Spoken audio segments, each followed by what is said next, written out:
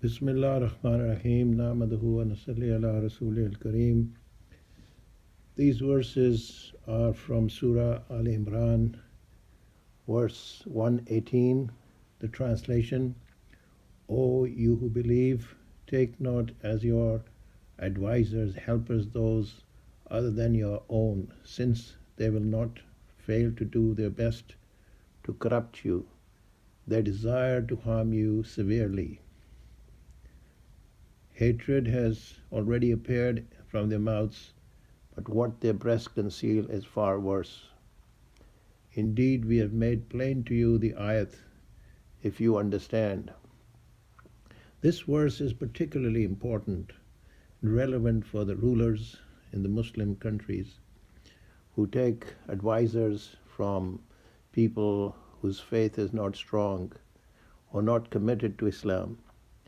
So Allah subhanahu wa ta'ala has forbidden believing servants from taking hypocrites and advisors so that they may influence their decision making. The people who think that Islam has nothing to say about the affairs of the government should pay attention to this verse of the Quran, where the advice has been given very clearly to stay away from these people. It is said that Umar radiallahu anhu was told, there is a young man here from the people of Hira in Iraq who were Christians, who is proficient scribe. Why do you not appoint him as a scribe? Umar radiallahu anhu said, I would then be taking advisors from among the disbelievers. This shows how the Sahaba understood the Quran. The present rulers in the Muslim world, in most cases, are not even familiar with the ayat of the Quran. And if they are familiar, they do not understand what the implication is. So this is a very important lesson for people in authority who appoint people in important positions who are not believers. So Allah subhanahu wa ta'ala has said clearly, very clearly, do not take them as your advisors, that other than those of your own, which means people of faith, people of Iman, who have knowledge of the Quran, who have knowledge of the Deen, and who will guide people to the right path. In 119, Surah Al-Imran, lo, you are the ones who love them, but they love you not, and you believe in all the scriptures. And when they meet you, they say, we believe, but when they are alone, they bite their fingernails as at you in rage. Say, perish in your rage, certainly Allah knows what is in the breasts of all. In verse 120, Surah Al-Imran, it says, if a good befalls you, it grieves them. But if some evil overtakes you, they rejoice at it. But if you remain patient and have taqwa, the Iman, not the least harm will their cunning do to you.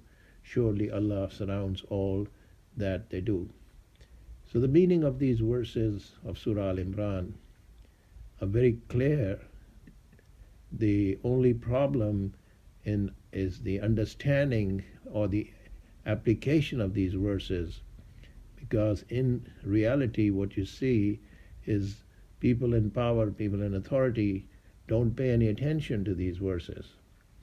When they make appointments, give jobs to people in high places, in important positions, they ignore the fact that Islam has a very different way of looking at reality.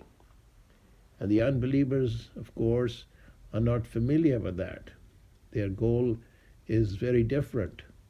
Whereas the goal of the Muslim, the goal of the believer, is very different. He understands that Allah subhanahu wa ta'ala has sent him for a reason. He understands that Allah subhanahu wa ta'ala has given him a test, a trial, and the trial will be over at the time of his death. Then Allah will give him the record. If he has passed the test, he will get the record in the right hand and he'll be successful. And if he has failed the test, then of course his misery will start from that time. But that's not the way the unbeliever looks at life. The unbeliever looks at life in a very different way. His thinking is that human beings are here for a short time, but they are here for enjoyment and try to get as much enjoyment in the shortest possible time. And there is no fear of accountability.